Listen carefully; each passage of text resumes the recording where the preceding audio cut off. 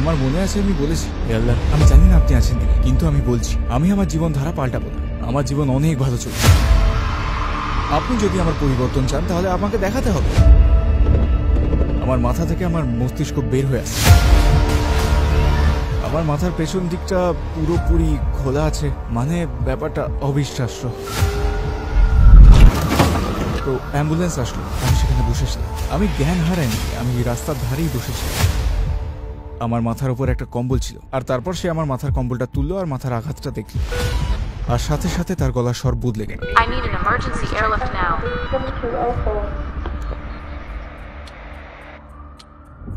আসসালামু আলাইকুম ভাই রহিম, আমাদের আমন্ত্রণ গ্রহণের জন্য ধন্যবাদ। রহিম জানকে দিয়ে শুরু করা যাক এবং আপনার জীবনের ব্যাপারে সংক্ষিপ্তভাবে আমাদের বলবেন। আমার জন্ম লন্ডনে। আমি একটা মিশ্র পরিবেশ থেকে এসেছি। আমি অনেক অনেক ধরনের কাজ, অনেক চাকরি, অনেক ধরনের ইন্ডাস্ট্রিতে কাজ করেছি। আলহামদুলিল্লাহ, আল্লাহ আমাকে এদিক ওদিক নানান দিকে পাঠিয়েছেন, আর ইনশাল্লাহ আমি আশা করি এটার অনেক কিছু আজকের আলোচনার মাধ্যমে উঠে আসবে ইনশাল্লাহ।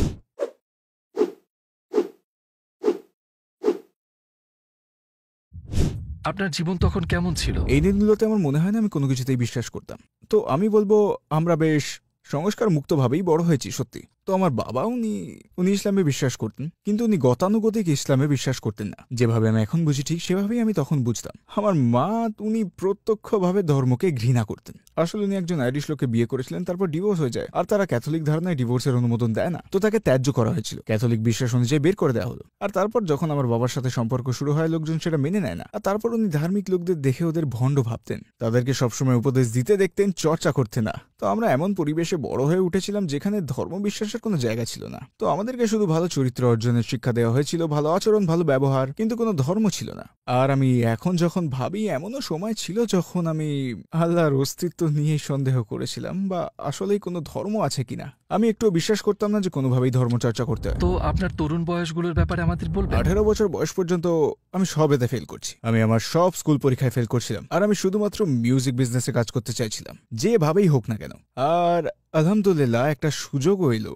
আমার বাবা একটা ব্যবসা করতেন, আর যাদের সাথে করতেন তাদের একজনের মিউজিক বিজনেসে অনেক কানেকশন ছিল।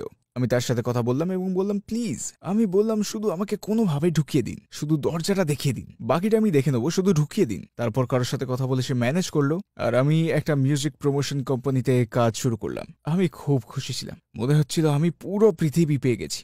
আর তা আমাকে আমার পরের চাকরিতে নিয়ে গেছিল, যেটা একটা চমৎকার কাজ ছিল। আমি যে কোম্পানিতে কাজ করছিলাম, আমরা স্টিভি ওয়ান্ডারের প্রমোশন করার চুক্তি পেয়েছিলাম।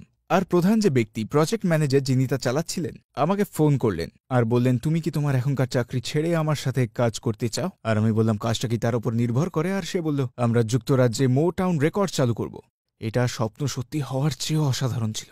মোটাউন ইতিহাসের সবচেয়ে বড় রেকর্ড লেভেল। মোটাউন নামটা কোথাও থাকা, বিশেষ করে একটা বিজনেস কার্ডে মোটাউন রেকর্ডসের নামটা থাকা, আপনি কোথাও গেলে এই কার্ডটা দেখালে সম্ভাবনার দোয়ার খুলে যায়। আর আমি সেই মোটাউন রেকর্ডসের একটা নতুন ভার্সন যুক্তরাজ্যে চালু করতে যাচ্ছিলাম। কোন নির্দিষ্ট মুহূর্তটি আপনাকে ইসলামের কাছে নিয়ে এসেছিল? আমার মনে হয় একটা বিশেষ মুহূর্ত ছিল, তখন আমি একটা পার্টিতে ছিলাম, বুঝলে, গান বাজনা, লোকজন সবাই ছিল, আর বেশ বড় পার্টি ছিল। আর আমার চাচা উনি সম্প্রতি ধার্মিক হয়েছিলেন, আর তখন রমাদান চলছিল, আর আমি জানতামও না সেটা। আর উনি আসলেন, পার্টির দরজায় কড়া নাড়লেন। উনি জানতেন আমি আছি। তারপর উনি আমাকে ডাকলেন আর বললেন, আমি চাই তুমি মসজিদে আসো। আমি বললাম, আমি আমার বন্ধুদের সাথে আছি। বললাম, প্লিজ চাচা, আর একদিন যাবো, আজকে না। আর উনি বললেন, না আজ। আর আবার আমি বললাম, আমি যেতে পারবো না। আর উনি বললেন, আমি তর্ক করতে আসিনি, আমি বলছি। আর আমি জানতাম না তখন লাইলাতুল কদর ছিল। আর উনি আমাকে এলাকার মসজিদে নিয়ে গেলেন। আর এটা তখন যখন আমি মোটাউন রেকর্ডসে ছিলাম। আর সেই সময়টা আমার জীবন আশাতীত রকমের ভালো ছিল বলে আমি মনে করতাম। আর আমার মনে আছে কুনুতের দোয়াটা, আর আমি যোগ দিইনি তাতে। আমি মসজিদের পেছনে বসেছিলাম, তারপর শক্তিটা উপভোগ করলাম। আমিন আমিন আমিন। আমার মনে আছে আমি সেখানে বসে বললাম, দেখুন আল্লাহ, আপনি আসেন কি নেই জানি না, কিন্তু আমি বলছি আমি এই জীবনধারা ছাড়ব না। বললাম, না, সবকিছু অনেক ভালো চলছে। বললাম, আপনি যদি আমার জন্য এটা চান তাহলে আপনাকে কিছু করতে হবে, আপনাকে কিছু দেখাতে হবে।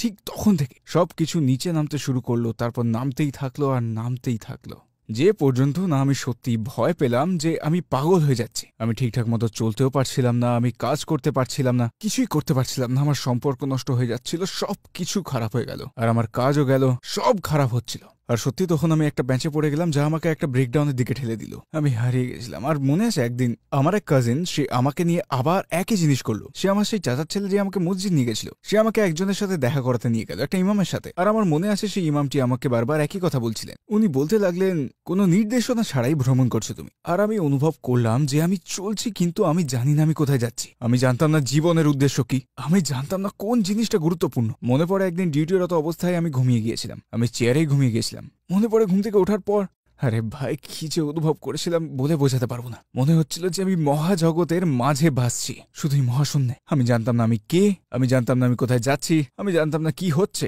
আমি শুধু সংকট অনুভব করছিলাম, শুধু সংকট। ইসলামের কোন জিনিসগুলো আপনাকে খুব বেশি অভিভূত করেছিল? দুটো জিনিস শুরুতে আমাকে অভিভূত করেছে। প্রথমটি হলো যখন আমি সেসব মানুষদের দেখলাম যারা আমার চেনা পরিচিত। অনেকে ছিল আমার পরিবারের সদস্য যারা ইবাদত করতো না, কেউই করতো না। আমরা তেমন বড় পরিবারে বড় হইনি, কেউ না। কিন্তু আমি যখন তাদের দেখতাম যারা পাল্টাতে পেরেছে, তাদের মধ্যে একটা প্রশান্তি দেখতে পেতাম। এমন এক প্রশান্তি ছিল তাদের মধ্যে যেটা আর কারো মধ্যে ছিল না। সেটা আমাকে প্রভাবিত করেছিল। আর আমার ভাইও, যখনই তাকে দেখতাম, তার উপর সে বিবাহিত, সন্তান আছে, তেমন টাকা পয়সা নেই, তারপরও সে আমার চেয়ে সুখী ছিল। আর আমি মিউজিক বিজনেসে কাজ করছি যেখানে প্রচুর টাকা আর সেলিব্রিটি, তাও আমার চেয়ে সুখী। আর দ্বিতীয়ত, যখন সে আমার সাথে কথা বলতো, তখন বলতাম, হ্যাঁ কিন্তু এই ব্যাপারটা কি, এটার কোনো মানে হয় না। আল্লাহ কিভাবে এটা করবেন, আর আল্লাহ কেন এটা করলো, আর একজন নবী কেন? আমি তাকে জিজ্ঞেস করতাম, কারণ আমি বিশ্বাস করতে চাইনি। আর তার উত্তরে সবসময় ও বলতো, আল্লাহ কোরআনে এর সম্পর্কে বলেছেন, হযরত মুহাম্মদ সাল্লাল্লাহু আলাইহি ওয়াসাল্লাম বলেছেন। সে কখনোই তার বুদ্ধি, তার যুক্তি ব্যবহার করে তর্ক করতো না। সবসময়, প্রত্যেকবার, তাও তার উত্তর সবসময় সঠিক হতো। আর আমি ভাবি সবসময় তার কাছে ঠিক উত্তর কিভাবে থাকে। আর আমি ভাবতাম ব্যাপারটা অসাধারণ। অর্থাৎ সে নিজে থেকে তর্ক করছে না, সে শুধু কুরআন আর সুন্নাহ থেকে আমাকে বলছে। কোন ঘটনাগুলো আপনার মধ্যে পরিবর্তন এনেছিল? আমার সেই মুহূর্তটা মনে আছে যখন সব বদলে গেল। আমি আপনাকে তারিখটা বলতে পারি, 1993 সালের 5ই অক্টোবর। আমি একটা বারে ছিলাম কিছু বন্ধুদের সাথে, আর মনে হচ্ছিল একটা প্যানিক অ্যাটাক আসছে। আর এরম অভিজ্ঞতা আগে কখনো আমার হয়নি। আমি সেখান থেকে দৌড়ে চলে যেতে চাইছিলাম। আর তারপর ভাবলাম, কোথায় যাব? আমি যেখানেই যাব সেখানেই এমন লাগবে। মনে হচ্ছিল মাটি ফেটে যাচ্ছে আর আমাকে গিলে ফেলবে, এমনই মনে হচ্ছিল। পরে আমি বাড়ির দিকে ড্রাইভ করলাম। আমি জানি না কিভাবে ড্রাইভ করেছি। সেই প্রথমবার আমি দোয়া করলাম। আর আমি জানি না আমি কি বলেছি, আমি জানি না আমি কি করেছি। কিন্তু মজার ব্যাপারটা হচ্ছে, এর দ্বারাই বোঝা যায় আমি জীবনের কোন জায়গায় ছিলাম। আমি বললাম, হে আল্লাহ, প্লিজ আল্লাহ, দয়া করে আমায় সাহায্য করুন। আর আমি একটা চুক্তি করলাম। বললাম, দেখুন, আপনি যদি এখন আমাকে বাঁচান, আপনি যদি আমাকে পাগল হওয়া থেকে বাঁচান, তাহলে আমি সব হারাম ছেড়ে দেবো 2 সপ্তাহের জন্য। আমি এটাই বলেছিলাম, কারণ এর চেয়ে বেশি কিছু ছেড়ে দেওয়া আমার কাছে সম্ভব মনে হচ্ছিল না। আর তারপর আমি বললাম, না না না না, এটা যথেষ্ট না। আমি বললাম, হে আল্লাহ, আপনি আমাকে বাঁচালে আমি সব হারাম ছেড়ে দেব 1 মাসের জন্য। তারপর আমি বললাম, না না না না, বেশি বড় হয়ে যাচ্ছে। অতঃপর বললাম 3 সপ্তাহ। ঠিক আছে, ঠিক আছে, স্থির করলাম 3 সপ্তাহ। আমি বললাম, হে আল্লাহ, আমাকে এখন বাঁচালে আমি 3 সপ্তাহের জন্য সব হারাম ছেড়ে দেবো। আমি হারামের কোনো কিছুই ধরবো না। সেটা প্রথম দিন ছিল যে আমি হারাম ছেড়ে দেওয়া সিদ্ধান্ত নিলাম।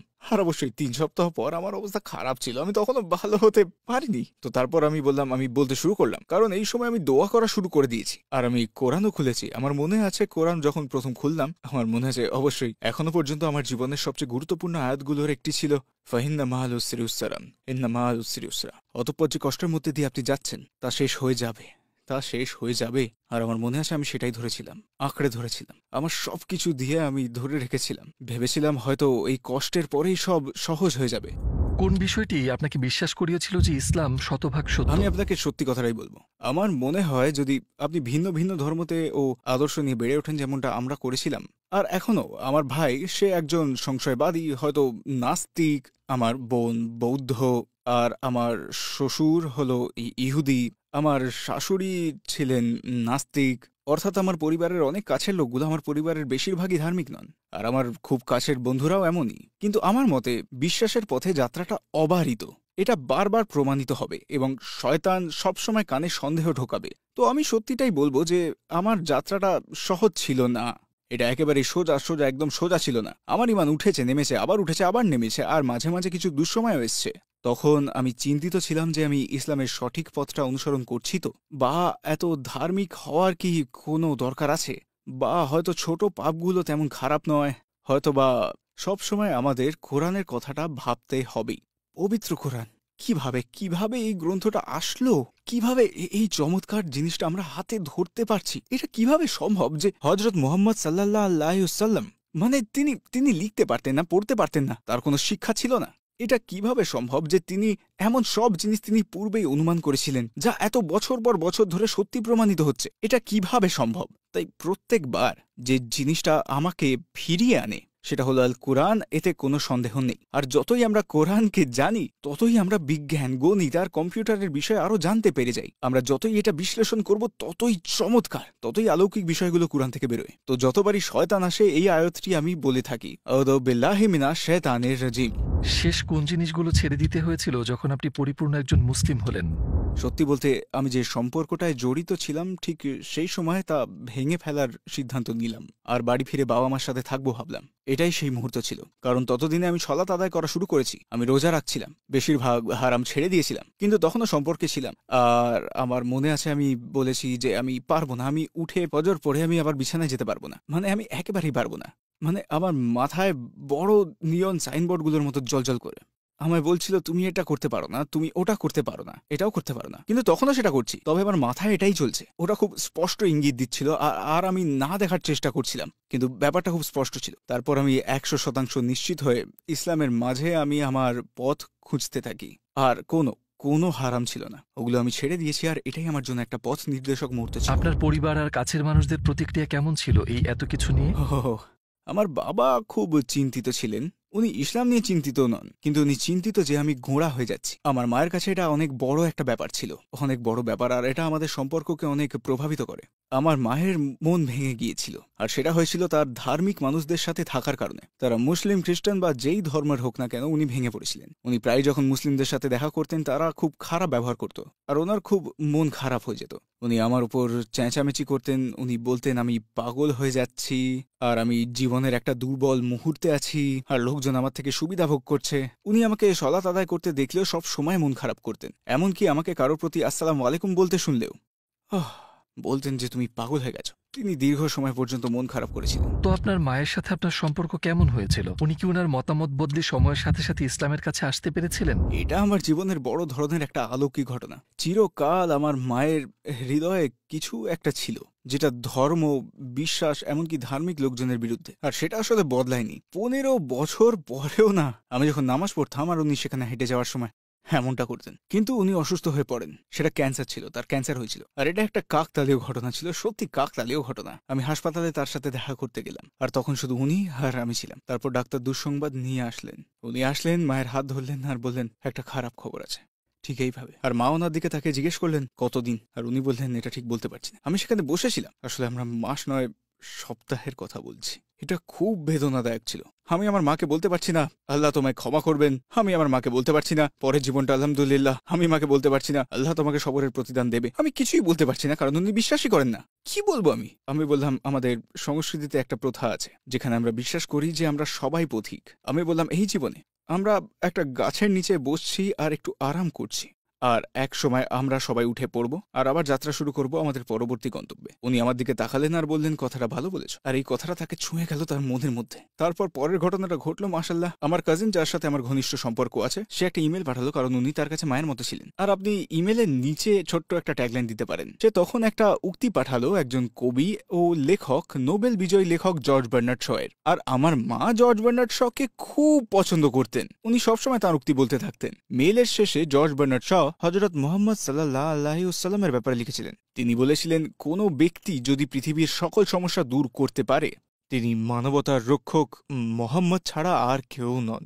আর আমার কাজিন সেটা ইমেলের শেষে জুড়ে দিয়েছিল। উনি বললেন এটা কি? উনি আমার কাছে এসে বললেন, তুমি কি জানো জর্জ বার্নার্ড শ মোহাম্মদের ব্যাপারে এটা বলেছেন? আমি বললাম হ্যাঁ। এখন উনি লোকজন আর সবাইকে বলতে শুরু করলেন, তুমি কি দেখেছো জর্জ বার্নার্ড শ মোহাম্মদের ব্যাপারে কি বলেছেন? তো ধীরে ধীরে ধীরে দরজাটা খুলে যাচ্ছিল, কিন্তু তাও আমি ভাবছিলাম উনি মুসলিম নন, উনি মুসলিম না। তারপর উনি আমার কাছে আসলেন আর বললেন, তোমার সাথে একটা জরুরি কথা আছে।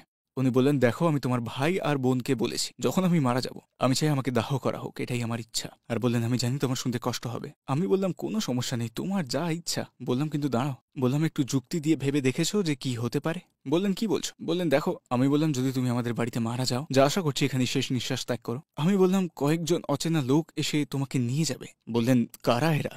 বললাম এরা ভাড়া করা মৃতদেহ সৎকার করার লোক, তারা এসে তোমাকে নিয়ে যাবে, তারপর তোমার কাপড় খুলে নেবে। আমি বললাম তারপর তারা তোমার শরীরে কেমিক্যাল পাম্প করবে শরীর সংরক্ষণের জন্য। বললাম তারপর তারা তোমার চেহারায় মেকআপ করবে, তারপর তোমার চুল বেঁধে দেবে, তারপর তোমাকে জামা পরিয়ে দেবে। উনি বললেন, কারা কারা এসব লোক? আমি বললাম, এই পুরো জিনিসটা স্বাভাবিকভাবে 2 সপ্তাহ লাগতে পারে। উনি আমাকে বললেন, এর বিকল্প কোনো উপায়? আমি বললাম, তোমার ছেলেরা তোমাকে নিয়ে যাবে, আর কেউ তোমাকে দেখবে না, আর সারাক্ষণই তোমার মর্যাদা বজায় থাকবে। আমি বললাম, তারপর তোমাকে লোকাল সেন্টারে নিয়ে যাওয়া হবে। আমি বললাম, তোমার মেয়েরা তোমাকে ধুয়ে দেবে, আর বললাম তোমাকে একটা সাদা কাপড়ে মুড়ে দেওয়া হবে, আর বললাম তোমাকে 1 দিনের মধ্যেই মাটির নিচে দাফন করে দেওয়া হবে। উনি বললেন, তাহলে আমি এটাই চাই, তাহলে আমি এটাই চাই। আর আলহামদুলিল্লাহ তিনি আমার ভাই বোনকে ফোন করলেন, আর তারা বিশ্বাস করতে পারছিল না, কারণ তারা জানে তিনি ইসলাম পছন্দ করেন না। তিনি ধর্মই পছন্দ করেন না। এবার আমার একটা সমস্যা হয়ে গেল, তিনি মুসলিম নন। তো এখন আমার এইটা সমস্যা, বুঝলে? আর এবার আমি ভাবলাম, এবার আমি কি করবো? আর এইসব আমার মাথায় ঘুরপাক খাচ্ছে। মানে এবার আমি কি করব? আমার মা মুসলিম না, কিন্তু উনি মুসলিম সৎকার চান। আমি ইমামের কাছে গিয়ে বলতে পারবো না আমার মায়ের জানাজা পড়ান, উনি মুসলিম নন। এবার কি করব? তো আমি যতবারই সুযোগ পেতাম, আর কঠিন ছিল, কারণ অনেক লোক দেখা করতে আসছিল। আমি চাইতাম সবাই চলে যাক, কারণ আমি এখান থেকে ওখান থেকে কয়েক মিনিট শুধু তার সাথে একটা কথা বলতে পারি। আর আমি আমার প্রথম সুযোগ পেলাম, যেহেতু তিনি নার্স ছিলেন। মেডিসিন ওনার পছন্দের বিষয় ছিল, উনি মানবদেহ নিয়ে ভীষণ আগ্রহ পোষণ করতেন। তো একদিন আমি তাকে বললাম, জানো শরীর যেভাবে কাজ করে এই বিষয়টা কত চমৎকার। আমি বললাম, তোমার মনে হয় এটা সম্ভব যে এটাকে তৈরি করা হয়েছে আর এটা এমনি এমনি হয়ে যায়নি? উনি বললেন, হ্যাঁ মনে হয় তো। আমি বললাম, ঠিক আছে। আমি ছেড়ে দিলাম, তারপরে ছেড়ে দিলাম। আমি আবার আসলাম পরের বার, আবার লোক আসে, দিন যায়, আমি জানি না তিনি 1 দিন বাঁচবেন নাকি 4 দিন না 5 দিন। প্রতিদিন আমি ভাবতে থাকি কখন একটা সুযোগ পাবো, আর একটা সুযোগ। বললাম, এর আগে যখন আমরা কথা বললাম আমি সৃষ্টিকর্তা থাকার সম্ভাবনা দিয়েছি। তোমার মনে হয় এটা কি সম্ভব যে সৃষ্টিকর্তা আমাদের কাছে লোক পাঠিয়েছিলেন, ভালো ভালো ন্যায়পরায়ণ লোক, আমাদের পথ দেখানোর জন্য? যিশুর মতো, এব্রাহিমের মতো, মোজেসের মতো, মোহাম্মদের মতো, এর মতো মানুষ। মানে এইভাবেই বলেছিলাম। আমি ভয় পেয়েছিলাম যে তিনি হয়তো বলবেন না না। উনি বললেন, হ্যাঁ হতে পারে। এবার আমার মনে এইটুকু যথেষ্ট, কারণ আমি ভয় পাচ্ছিলাম যে যদি আমি তাকে বলি যে শাহাদাত পড়ুন, উনি বলবেন কি আমি এটা বলবো না, তো আমি আটকে যাব। আমার জন্য আপাতত এইটুকুই যথেষ্ট। আলহামদুলিল্লাহ আমি ইমামকে বলবো তিনি আল্লাহকে বিশ্বাস করেন, আর মোহাম্মদকে আলহামদুলিল্লাহ বাহাস, এবার তাকে দাহন করুন। তো আমি নিচে আসলাম আর আমার স্ত্রী আর ছেলেকে বললাম, আলহামদুলিল্লাহ উনি বলেছেন উনি প্রফেট আর আল্লাহকে বিশ্বাস করেন, ব্যাস এতটুকুই যথেষ্ট। আমার ছেলে বলল, না বাবা এটা যথেষ্ট না। আমি বললাম, না। বলো, আমি কি কথা বলছি? আমি বললাম, না না, কারণ তিনি না বললে আমরা আটকে যাব। সে উপরে চলে গেল। আমার মনে হচ্ছিল সে 5 ঘন্টা ধরে উপরেই ছিল। আমি শুধু বাঁদিক ডানদিক পায়চারি করে যাচ্ছিলাম। আর তারপর সে আসলো, আমি জানি না কতক্ষণে। বললাম, কি হলো? সে বলল, কোনো সমস্যা নেই, উনি শাহাদাত পড়েছেন। আল্লাহু আকবার, আল্লাহু আকবার। উনি শাহাদাত পড়লেন, মাশাআল্লাহ, তাও আরবিতে।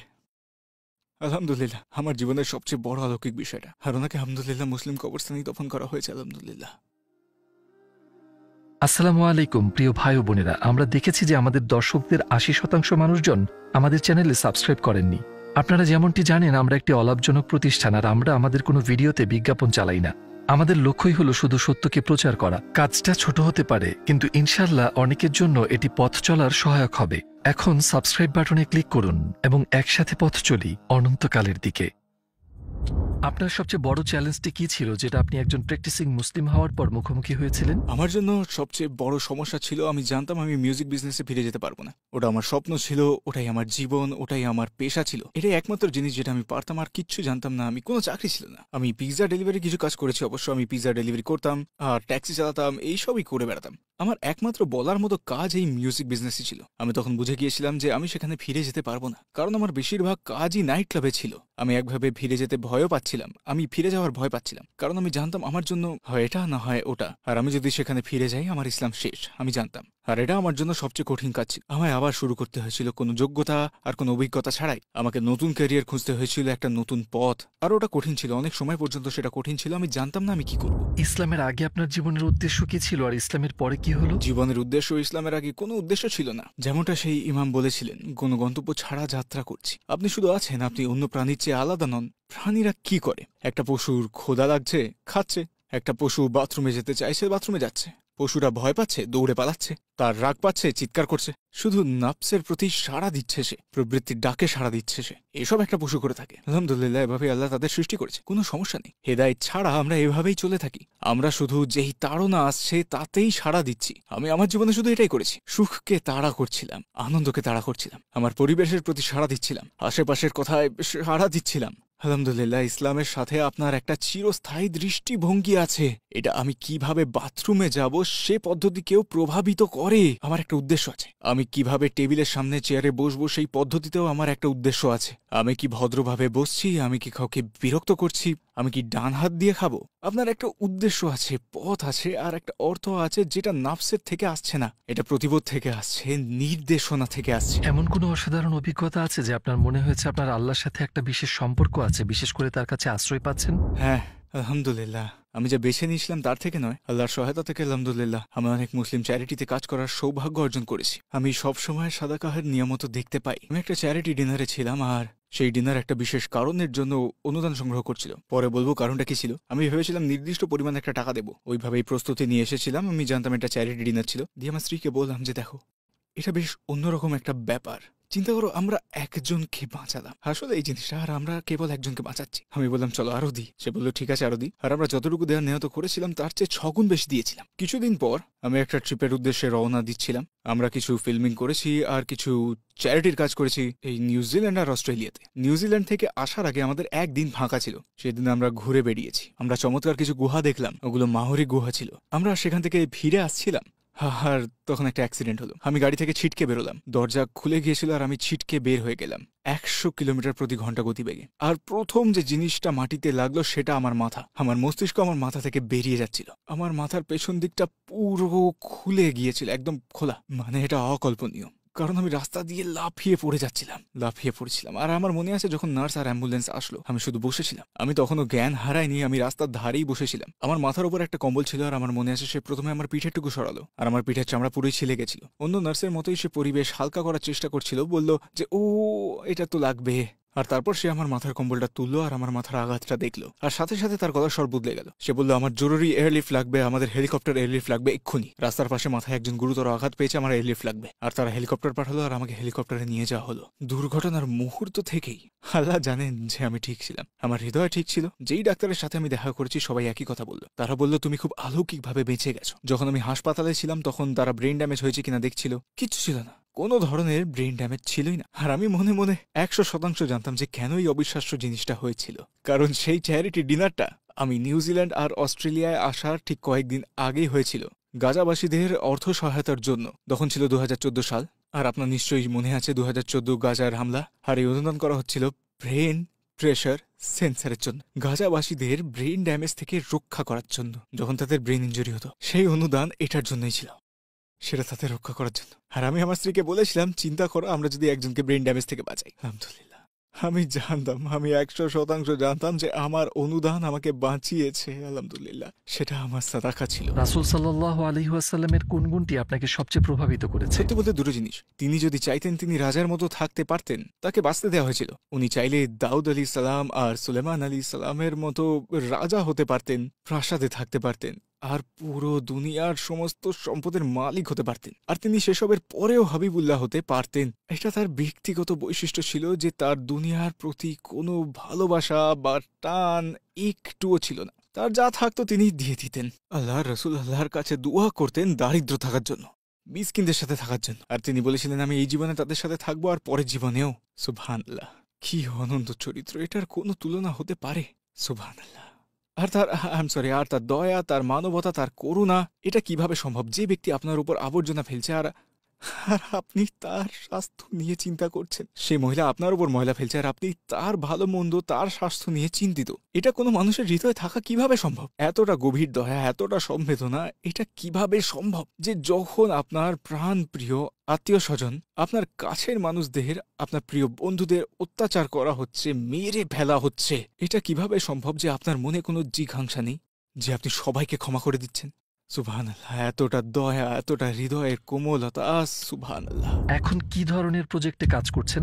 তো আমি এখন যেমনটা বলেছিলাম আল্লাহর রহমতে বেশ কয়েকটা চ্যারিটিতে কাজ করছি। এখন আমি একটা চ্যারিটির প্রতিনিধি হয়ে কাজ করছি যেটার নাম রিড ফাউন্ডেশন। তারা শিক্ষা নিয়ে বিশেষভাবে কাজ করে। তো তারা সিরিয়ান শরণার্থীদের নিয়ে কাজ করে। তাদের একটা প্রকল্প হলো স্কুল ইন আ বাস, কারণ ক্যাম্পগুলোতে কোনো স্কুল নেই। তো তারা একটা বাস বানিয়েছে যেটা আসলে একটা স্কুল, আর এই বাসটা ক্যাম্পে ক্যাম্পে ঘুরে বেড়ায়, মাশাআল্লাহ। আর সেখানকার শিশুদের পূর্ণাঙ্গ ক্লাসরুমের সুযোগ সুবিধা দেওয়া হয়। আলহামদুলিল্লাহ, আমি সেই প্রজেক্টে আছি। আমি ইসলাম চ্যানেলেও আছি, শীঘ্রই একটা পডকাস্ট শুরু করব।